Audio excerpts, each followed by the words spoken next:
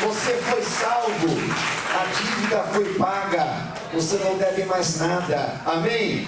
Não viva como um devedor, não viva como um escravo, não viva como um derrotado, viva como uma pessoa livre, viva como uma pessoa salva, como uma pessoa que crê que o preço foi pago, e não foi barato, foi muito alto, o preço pago para me salvar, para te salvar, o preço pago para me libertar, para te libertar, para me curar, para nos trazer a paz, foi um alto preço.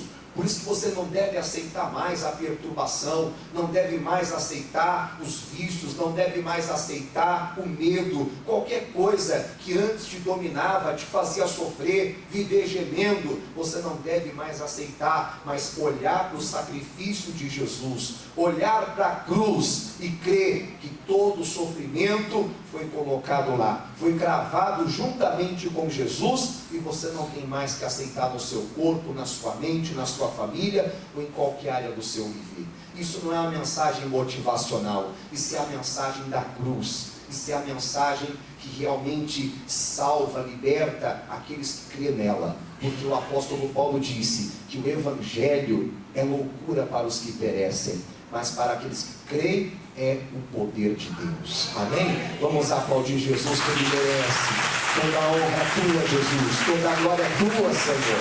Pode sentar. Vamos aqui em Gálatas capítulo 3, e hoje é um dia especial, hoje é o dia do Senhor, hoje é dia que você deve se oferecer a Deus, sem preocupação com o horário. Lógico que vai ter o horário que o culto vai terminar, tem hora para começar e tem hora para terminar, mas hoje é um dia especial, em que lembramos que Jesus, Ele pagou um alto preço, não mediu esforços para ir até a cruz, entregou tudo dele, por mim e por você. Então que você hoje aqui também entregue o seu tudo em prol desse Deus, para louvá-lo, para exaltá-lo. Vamos aqui em Gálatas capítulo 3, quem precisa de ajuda, você pode pedir aí para a equipe de fé, que eles irão até você para te ajudar. Abra o seu coração para ouvir a boa palavra de Deus que você vai receber, porque essa palavra entrando no seu coração, ela vai produzir a fé, e é através da fé que você vai vencer, amém? Amém. Gálatas 3, quem achou diga amém? Amém. O versículo que nós vamos começar aqui, é o versículo 13 em diante, que diz assim: Cristo nos resgatou da maldição da lei, fazendo-se maldição por nós, porque está escrito: maldito todo aquele que for pendurado no madeiro. E por que Jesus fez isso? Por que Jesus se expôs a tanta dor, a tanto sofrimento, a crucificação, a morte por crucificação, a morte de cruz? Teve um propósito, não foi em vão que ele foi crucificado por mim, por você. Não foi em vão que ele sofreu tanto. Quem já assistiu o filme A Paixão de Cristo? Levanta a mão. É de chorar ou não é? É muito sofrimento, é muita dor. E o ator ali, o diretor do filme, ele soube produzir muito bem. Só que aquilo ali não chega nem aos pés do que realmente Jesus sofreu por mim, por você. Foi muito mais do que aquilo. Foi uma dor tão grande, tão intensa, tão insuportável, que levou ele à morte. E tudo isso por mim, por você. Ele podia ter desistido. Ah, não aguento mais. Mas ele ficou até o fim, só para poder completar a obra, para poder fazer com que hoje eu e você estivéssemos aqui louvando, adorando e glorificando o nome dele. Então teve um propósito. Qual o propósito? Versículo 14: para que a bênção de Abraão chegasse aos gentios por Jesus Cristo. Primeira coisa, para que você fosse uma pessoa abençoada, para que você tivesse uma vida abençoada e não amaldiçoada. A sua vida tem que ser uma bênção. Uma das coisas que Deus disse para Abraão foi essa: ser tu o quê? Uma bênção. Você não pode aceitar outra coisa senão a bênção de Deus na sua vida. E não é só para você, não é para a sua família também, para os seus filhos. Porque Deus disse que em Abraão seriam benditas todas as famílias da terra. Através de você, a sua família também é abençoada. Quando uma pessoa é salva, é convertida ao Senhor de todo o coração, Deus confirma essa promessa também de salvação na casa dela. E toda a família também passa a viver a vida debaixo dessa bênção e passa a desfrutar da vida abundante que Jesus veio trazer. Então você tem que fazer valer o sacrifício de Jesus lá na cruz. E tem pessoas que não estão fazendo valer. Por quê? Porque a vida que estão vivendo parece mais uma maldição do que uma bênção. Os filhos ainda não estão vivendo essa vida de bênçãos, pois são filhos que vivem perturbados e trazendo perturbação para a família. E a pessoa aceita. A pessoa não faz o que é necessário para poder mudar essa situação. Às vezes a pessoa se conforma e não pode se conformar. Você tem que fazer como muitas pessoas, participar de campanhas, vir à igreja, lutar pela família, mas lutar mesmo com fé. Lutar na certeza de que aquilo que Deus prometeu vai se cumprir. Não é lutar para ver se vai acontecer, não é participar da campanha para ver se vai conseguir, ver se vai acontecer, ver se vai conseguir. Talvez não é fé. Você tem que lutar com certeza, com fé. Eu vou conseguir. E por que eu vou conseguir? Porque Jesus pagou um alto preço para eu conseguir. Porque Jesus sofreu por mim para eu conseguir. Não é para tentar, é para conseguir, é para alcançar, é para vencer. Porque o propósito de Jesus ter sido crucificado e sofrido foi para isso, para que você seja uma bênção. Diga, eu sou uma bênção. Diga a pessoa do seu lado, você é uma bênção. Não aceite outra coisa senão isso na sua vida. Ah, pastor, parece que eu taquei pedra na cruz. Já viu gente dizendo isso? Por quê? Porque a vida é só sofrimento e dor, mas não deve ser assim. Você tem que mudar o seu modo de pensar. Você tem que passar a olhar para Jesus. O que é olhar para Jesus? É ter Jesus como exemplo, como modelo. É crer que Ele fez o que tinha que ser feito e não fez pela metade, não. A obra de Jesus não foi feita pela metade, a ponto de agora eu ter que fazer algo para completar o que Jesus fez. Não, a obra que Jesus fez para nos abençoar foi completa. Então diz aqui, para que a bênção de Abraão chegasse aos gentios. Abraão não foi maldito, foi bendito. Abraão não foi pobre, foi rico. Você sabia que Abraão foi rico?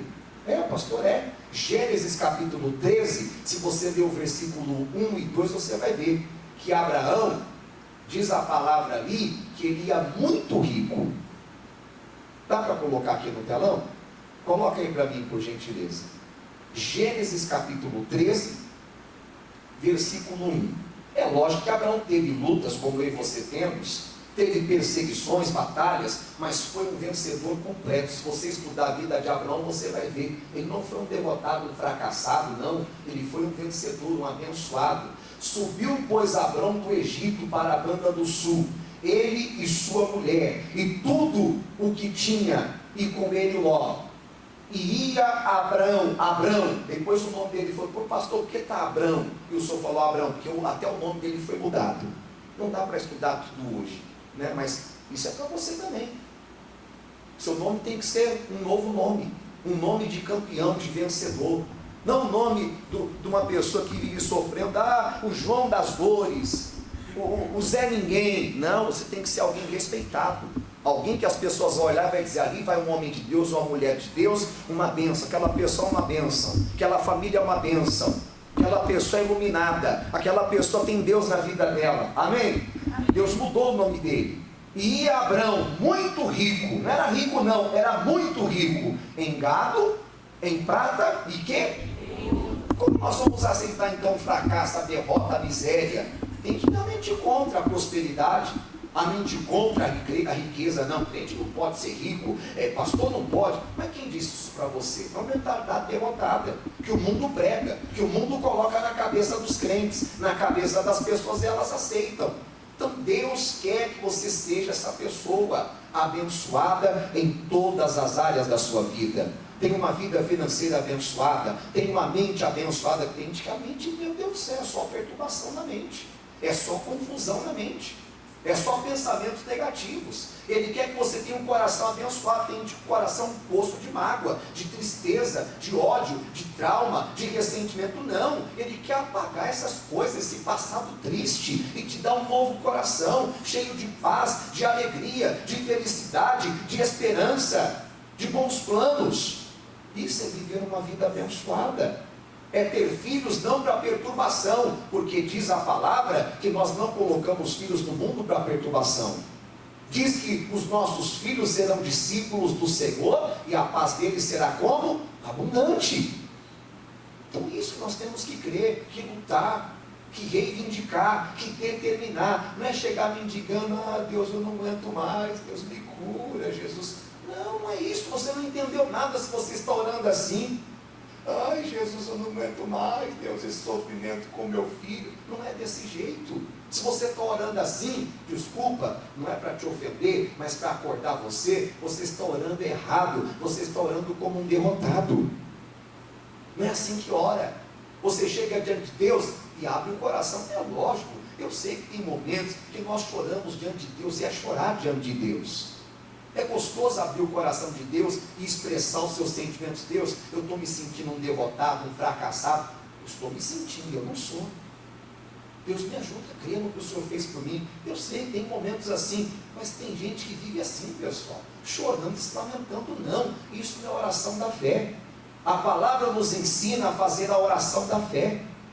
Tiago capítulo 5 diz: está alguém entre vós doente? Chame os presbíteros da igreja e orem sobre ele, ungindo com azeite em nome do Senhor. E a oração da fé salvará o doente. O que é a oração da fé? É a oração da certeza. Você ora com certeza, você se dirige ao problema, ao mal, à dor, ao sofrimento e diz: diabo, você vai pegar essa dor, você vai pegar esse sofrimento, você vai pegar esse ódio, essa mágoa, esse ressentimento, essa perturbação da minha mente, esse desânimo, essa depressão, e você vai sair da minha vida, porque está escrito que pelas feridas de Jesus eu fui curado, porque está escrito que para a liberdade Cristo me libertou, porque está escrito que Jesus me trouxe vida e vida para abundância, e eu não te aceito. E é combate, meu amigo, é diferente. É oração de fé, é oração positiva, é oração da certeza. Aí depois que você repreende o mal, manda o mal embora, levanta a mão: Deus, obrigado, eu tomo posse da bênção, eu reivindico a cura, porque eu creio que eu estou curado. E você pensa na cura, e você pensa naquela bênção, você já imagina vivendo aquilo. Mas não, tem gente que é completamente o contrário, faz a oração negativa, faz a oração, sabe, contrário ao que Deus ensina na palavra, se sentindo um nada, um ninguém. E é o que o diabo quer, que você se sinta desse jeito mesmo. O cristão não tem que viver de sentimento, tem que viver da fé. O justo viverá do quê? De sentimentos, a palavra diz, da fé. Fé no quê? No sacrifício de Jesus, na obra redentora de Cristo no Calvário. Eu não posso me conformar. Você não pode se conformar. E tem pessoas se conformando, aceitando até o mal como vontade de Deus. Já que Deus não quis me curar, fazer o quê? O dia que Ele quiser, Ele me cura. O dia que Ele quiser, aconteceu há mais de 2000 anos atrás. Cristo veio para mudar a história da humanidade. Há uma história antes de Cristo e outra história, uma nova história após Cristo. Na escola nós estudamos isso, sim ou não? Antes de Cristo e depois de Cristo. Por quê? Porque houve um divisor de águas, houve uma transformação na história da humanidade. E a mesma coisa tem que existir na nossa vida, esse antes e depois. Antes de Cristo eu era um pecador, agora eu sou um santo de Deus. Antes de Cristo eu vivia cabisbaixo, todo encurvado, agora eu ando de cabeça erguida. Por quê? Eu estou com Cristo, e os que estão em Cristo, nova criatura é. As coisas velhas passaram, tudo se fez novo. Então, há uma vida antes de você aceitar Jesus, e uma nova vida depois que você aceitou Jesus. É a transformação da água para o vinho. E se a sua vida não passou por essa transformação, então você tem que rever seus conceitos, rever sua fé, rever o seu modo de entender a cruz de Cristo, o sacrifício de Cristo, entender o Evangelho, entender a palavra de Deus. Talvez você conhece a doutrina do homem, a religião, mas não conhece ainda Jesus. Abraão, ele teve uma vida antes da aliança com Deus. E depois da aliança com Deus, que representa a vida com Cristo, uma outra vida. E nós temos que ter também. Sua vida podia ser uma vida de maldição, sabe, de pecado, de tormento, de infelicidade, sabe, de tudo que é errado antes de Cristo. Mas agora com Cristo tem que ser diferente. As coisas velhas passaram, tudo se fez novo. É inadmissível, inaceitável você ser de Cristo e continuar doente, e continuar perturbado, e continuar perdendo noite de sono como você perdia antes de conhecer Jesus, e continuar endividado, e continuar com os mesmos problemas que você tinha antes de Jesus. A verdade é que tem caso que só de entender o que Jesus fez, o milagre já acontece. Eu antes de Cristo, eu sofria com sinusite. Quem já sofreu com sinusite? É horrível, não é? E a minha era forte, a ponto de eu não aguentar levantar da cama, de tanta dor que eu ficava na cabeça, que o cérebro estava solto. E direto eu tinha esse problema. Depois de Cristo, nunca mais tive isso. Fora a vida de pecado que eu vivia, era maconheiro, mas não era maconheiro de fumar maconha de vez em quando, não. Maconheiro de fumar maconha todo dia. Bebia cachaça, cheirava cola, fumava crack, fumava mesclado, que é a maconha com crack. Acabou. Com Cristo ele passou a régua, ele liquidou, ele riscou, tirou da mão do diabo e disse: esse agora é meu, não é mais seu escravo, Satanás. Esse agora vai me servir a partir de hoje. Esse agora vai me louvar com os lábios dele. Esse agora vai ser usado como instrumento nas minhas mãos. E assim deve ser você. Você não pode mais aceitar viver aquela vida que você vivia antes, de maldição, de problemas. Porque está dizendo aqui que Cristo se fez maldição no seu lugar, te resgatou da maldição da lei, para que a bênção de Abraão chegasse aos gentios por Jesus Cristo. Não adianta querer buscar a bênção fora de Jesus Cristo. Tem que se aventura querendo encontrar bênção, felicidade, rejeitando Jesus, rejeitando a palavra. Vai encontrar mais problemas ainda, vai encontrar mais sofrimento ainda. É em Jesus que nós nos realizamos, é em Jesus que tudo melhora, que tudo se transforma. E lógico, tem coisa que não é da noite para o dia, não. É uma batalha.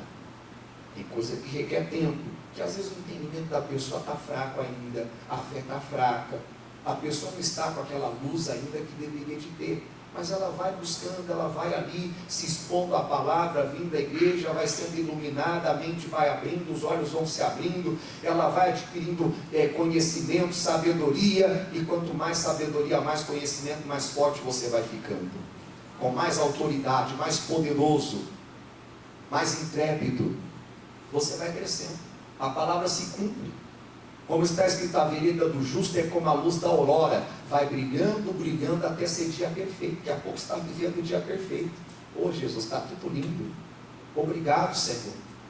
As tuas promessas estão se cumprindo na minha vida, para que a bênção de Abraão chegasse aos gentios por Jesus Cristo, e para que pela fé, tudo é pela fé, nós recebamos o quê?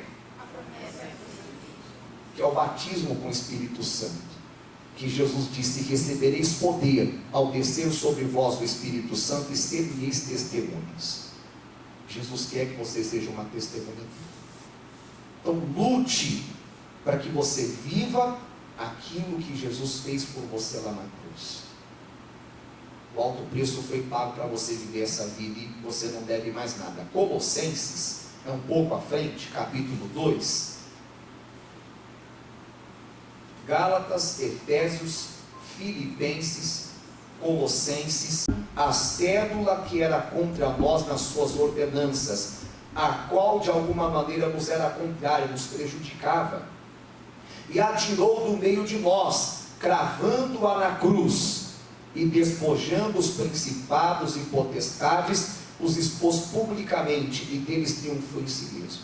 Então nós éramos devedores, e o diabo então cobrava essa dívida, e o diabo então tinha acesso na nossa vida para nos oprimir, para nos fazer viver sofrendo, viver doentes, viver na miséria. Mas Jesus, vendo tudo isso, e não foi o que ele planejou para os seres humanos, falou: não, tem que fazer algo. Então ele foi até a cruz e pagou aquela dívida por mim e por você. Em João capítulo 19, vamos aqui, João 19 fala da crucificação de Jesus. Não vamos ver tudo, que não dá tempo, mas vamos ver apenas um versículo, que antes de Jesus morrer, ele falou aqui para nós. É muito importante aqui esse versículo que nós vamos ver agora. João 19,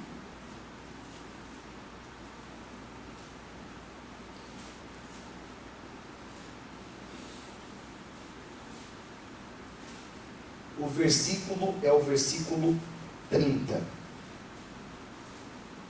Diz assim, João 19, versículo 30. E quando Jesus tomou o vinagre, disse o quê? Está consumado. Diga bem alto, está o quê? Consumado.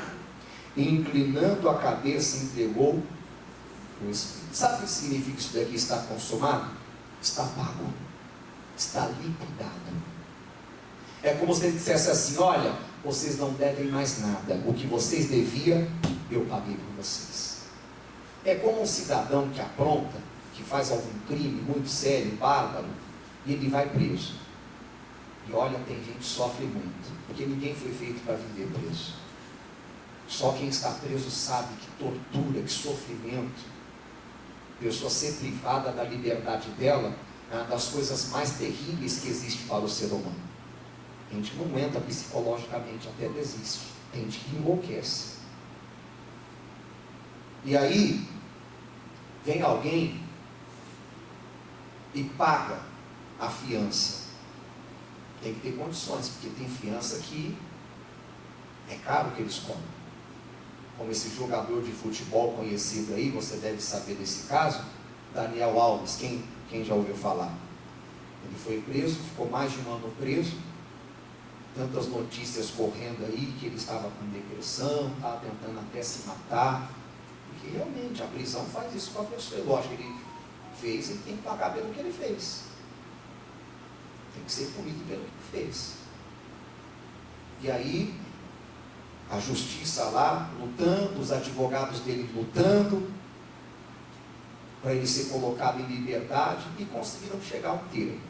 Tem que pagar uma fiança para ele ser livre de 1 milhão de euros, que é mais de 5 milhões de reais.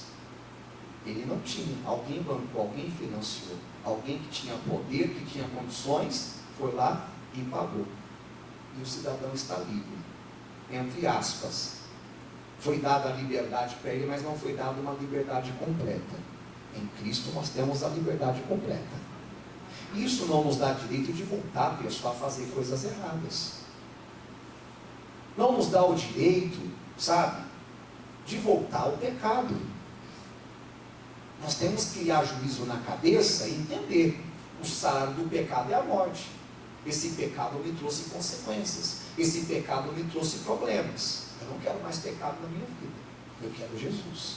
Jesus me perdoa, me liberta desse mal, porque eu não quero mais.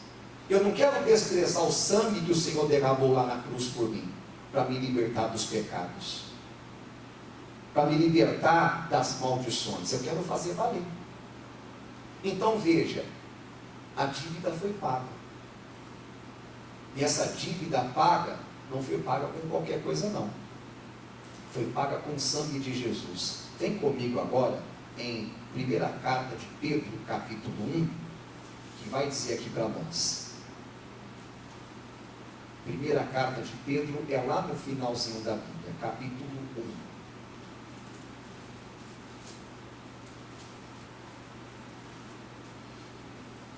1. O versículo é o versículo 18. 18 e 19.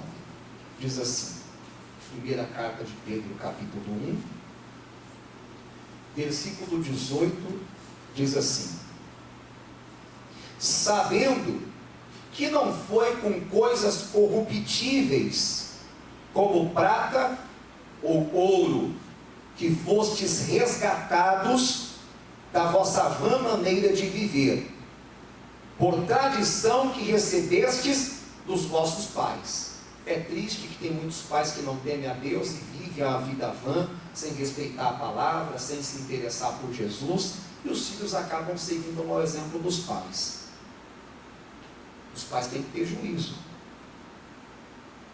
porque aí ensina a criança no caminho que deve andar, e a criança vai crescer temendo a Deus, buscando a Deus, amando a Deus, e as coisas serão diferentes. 19. Mas com o precioso sangue de Cristo, como de um cordeiro imaculado e incontaminado. Não tinha ouro e prata nesse mundo que fosse suficiente para pagar o resgate da minha alma e da sua alma. Vamos para pensar comigo isso. Foi algo muito grande que Jesus fez por nós, pessoal. Foi algo muito lindo. Talvez você não entende ainda isso. E por isso você não assumiu ainda a vida abundante, a salvação, a cura, a prosperidade, os benefícios que Ele conquistou por você. Você às vezes tem uma informação, você não tem ainda aquela fé, aquele entendimento. Que se você tiver entendimento, você vai agir como Gideão. Gideão, no capítulo 6 de Juízes, eles estavam sendo escravizados durante 7 anos pelos inimigos. Eles plantavam, colhiam e viam o inimigo e levava tudo embora. Imagina, você trabalha o mês inteiro, recebe o seu salário, vem um bandido aí e leva seu salário embora. Que coisa triste, né, Deus? Só quem já foi roubado sabe quão terrível é. Meu Deus, e agora o que eu vou fazer para pagar as minhas contas? Aí não é apenas o problema de ter o dinheiro roubado, agora é o problema das dívidas, das contas, porque não vai adiantar você falar para o pessoal lá que você deve, que você foi roubado. Eles não querem nem saber, amigo. Lamento, mas eu preciso de receber o meu dinheiro. Dá os seus pulos. É assim ou não é? Aí causa outros problemas, brigas, confusão na família. E assim estava a vida do povo. Se você ler Juízes capítulo 6, você vai entender. 7 anos de opressão. E era povo de Deus. E tem um porquê que essa opressão entrou na vida deles. Eles não respeitaram a palavra. Eles desprezaram a palavra. Lembra de que eu falei? Que não há bênção sem Cristo? A gente quer viver uma vida abençoada desprezando Jesus. Não tem. A vida abençoada é só com Jesus. É só na palavra, não tem fora da palavra. Aí 7 anos demorou ainda. Tem gente que demora para acordar, né? É triste, mas tem gente que demora para despertar para a vida. Mas glória a Deus que eles acordaram. E o que eles fizeram? Clamaram ao Senhor. E Deus levantou um profeta para mostrar para eles onde eles haviam errado. Olha, eu falei para vocês não temerem aos deuses dos amorreus, e vocês não me escutaram. Por isso que vocês estão pagando aí um preço desnecessário. Tem gente pagando um preço que não é para pagar, por causa de rebeldia, por causa de desrespeito com a palavra de Deus. Aí o Senhor levantou um profeta, falou com eles, eles se consertaram, e Deus levantou o Gideão como libertador do povo.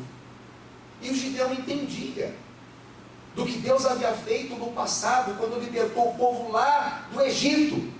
E quando o anjo diz para ele: ó varão valoroso, Deus é contigo, ele fica indignado, ele fica revoltado. Ele faz uma pergunta para o anjo: se Deus é comigo, por que tudo isso está acontecendo? Olha o entendimento do cidadão. Como é que pode Deus ser com uma pessoa e a pessoa viver escravizada?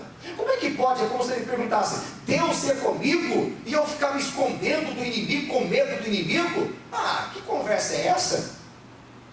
E que é feito das maravilhas que os nossos pais nos contaram? Cadê esse? É como se ele dissesse: eu quero ver o Deus de maravilhas. Eu ouvi falar de um Deus que faz maravilhas. Eu quero saber onde esse Deus está. Eu quero esse Deus na minha vida.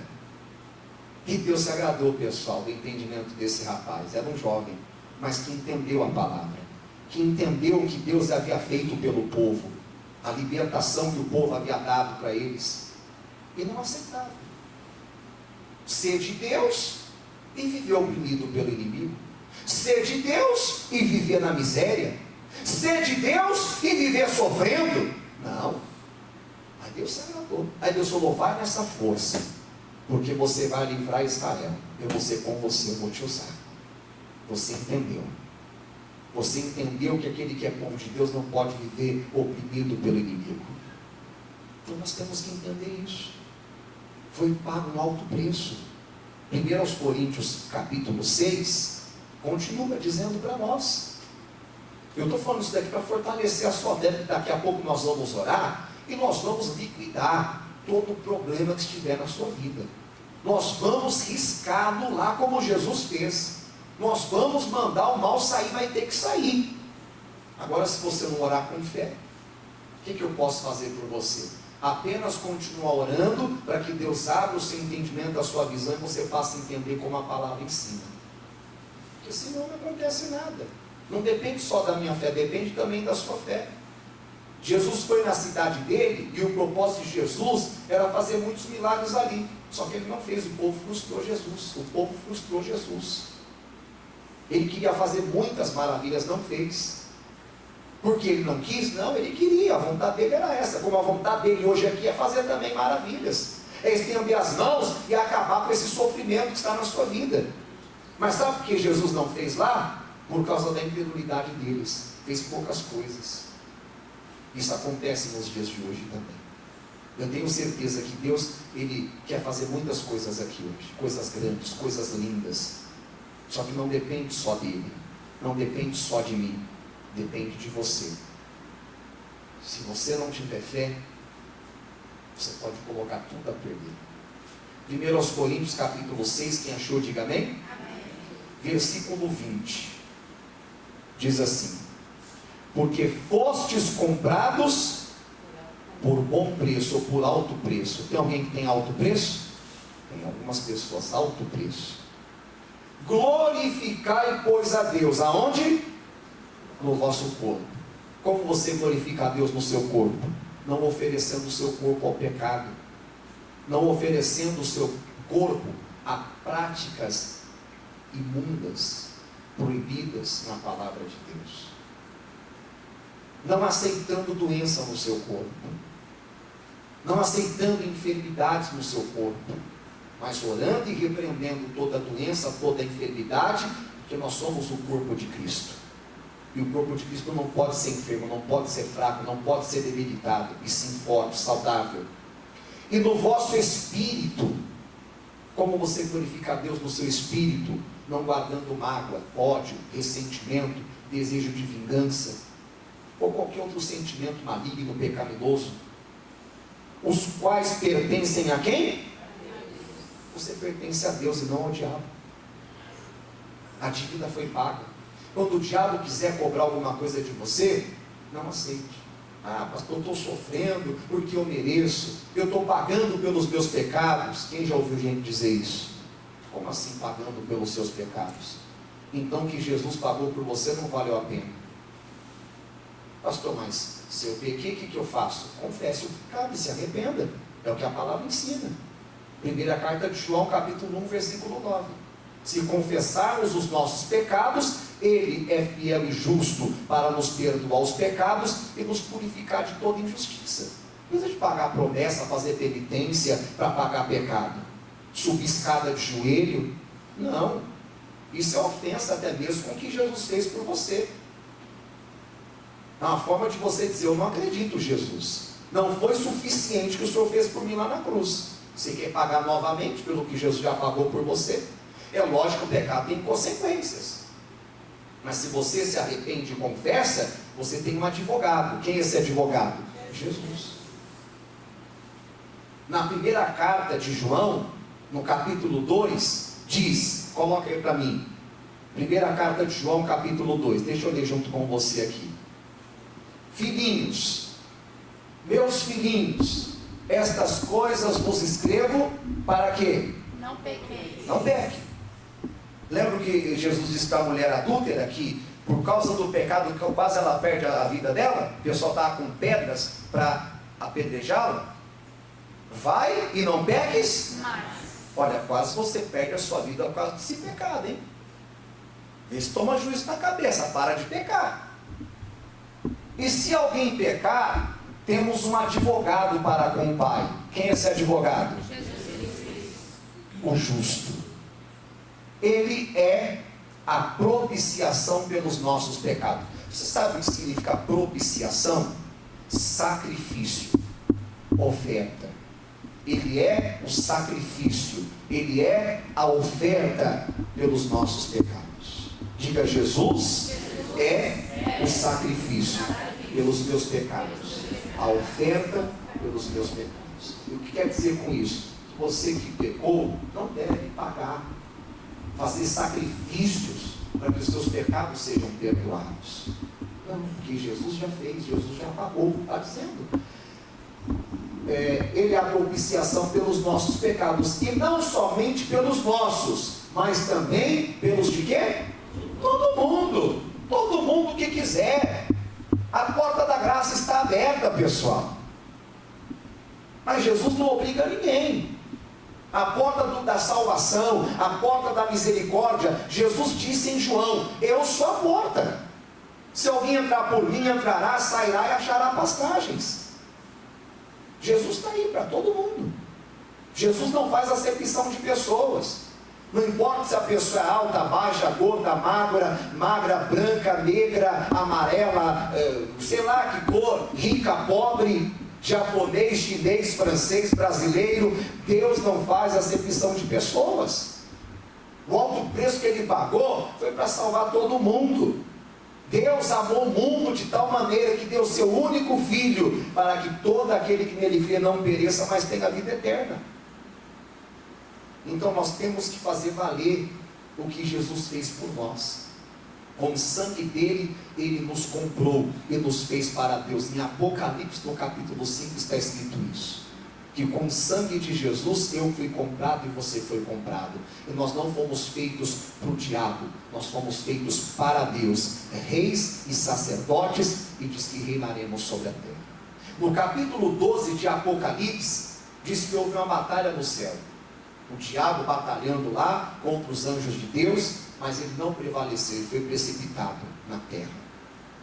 E diz que nós o vencemos pelo sangue do Cordeiro e pela palavra do seu testemunho.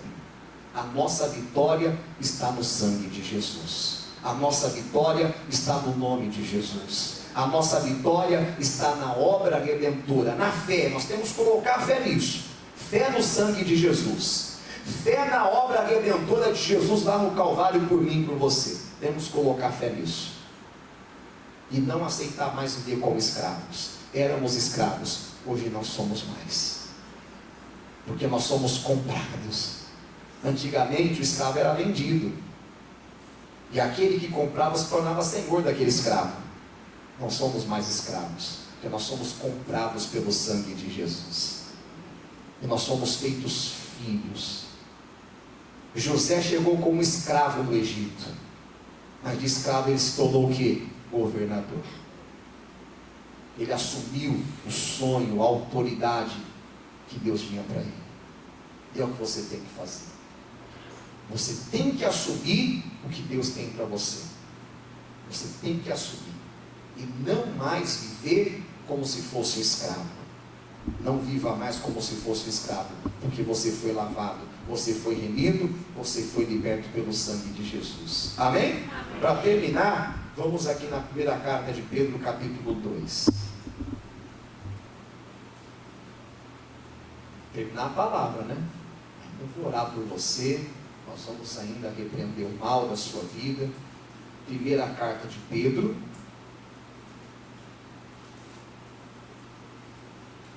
capítulo 2. Primeira carta de Pedro, capítulo 2. Quem achou, diga amém. Amém. O versículo 9 diz assim: mas vós, se inclua nisso, você, diga eu, sois a geração eleita, o sacerdócio real, a nação santa, o povo adquirido, quer dizer, o povo comprado, o povo remido, o povo salvo, o povo liberto, para que anuncieis as virtudes, quer dizer, o poder daquele que vos chamou das trevas, vos chamou da maldição, para onde? Para a sua maravilhosa luz, para a bênção. Ele tirou você da maldição. Você vivia debaixo de maldição. Éramos malditos. Hoje somos benditos. Diga mais uma vez: eu sou uma bênção.